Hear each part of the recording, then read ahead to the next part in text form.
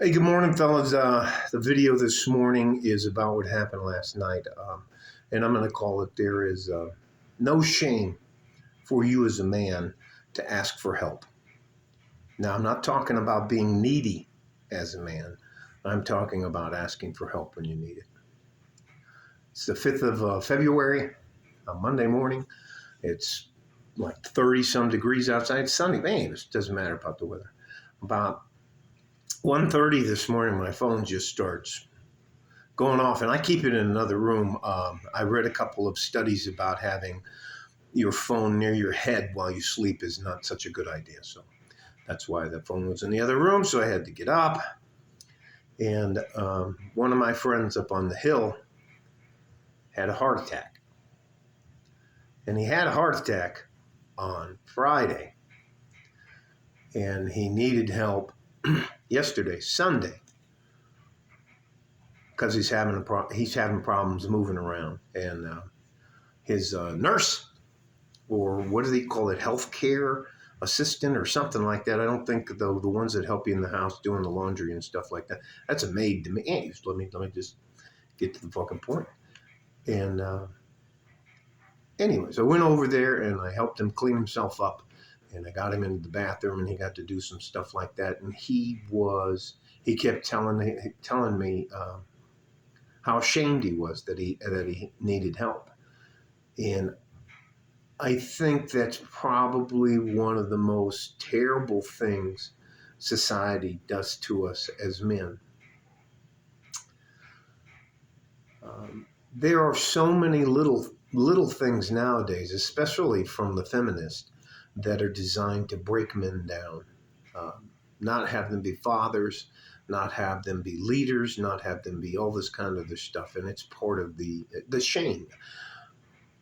There is going to come a time in all of our lives where we're going to need help outside of ourselves. Now, a lot of guys are going to be, well, I'll just go out in the woods, lay down and die. Well, that's up to you. But in the meantime, in between there, let's say you break your leg or something like that, and you just need a little bit of help. That's why I believe we need to have our own tribes. We need to have our own groups where we kind of look out for each other. I cannot tell you. Now, he spent most of Saturday until he couldn't take it Sunday morning before he called me. And I didn't chide him. I didn't say anything to him. He was already embarrassed and humiliated. And there are a lot. Listen, when you have been in a combat environment for as long as I have, and you have been up on a medical ward in a place called Walter Reed Army Medical Center, which is in Washington, D.C., you learn to deal with the realities of life. I can tell you how I know I've done one in my lifetime, sucking chest wound. Anyways, all that to say this, it didn't bother me. I think the thing that bothered me the most is that he felt shame. And I'm not talking about like, this girl broke my heart or anything like that. This man he needed my physical help.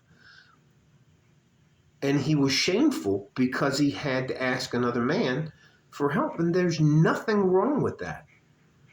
There is wrong with you being a needy man, but that's not what this is. And I think that stigma that they attach to us as men is horribly, horribly wrong. If you need help, I need help with alcohol, staying sober. It keeps me from going back to jail.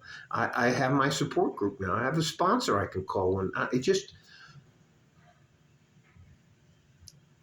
I want you to know that anybody who tells you it's not okay for you to ask for help when you need it, they're full of shit.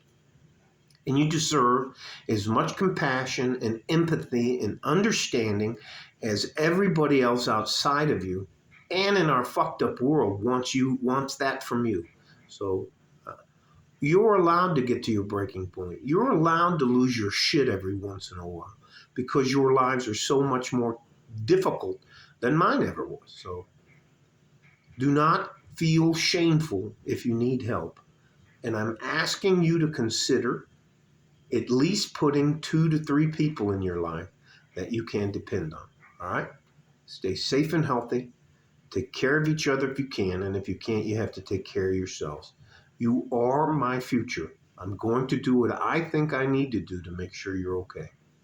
Like a fart in a G string from West Texas, El Paso. I'm out of here. Bye-bye.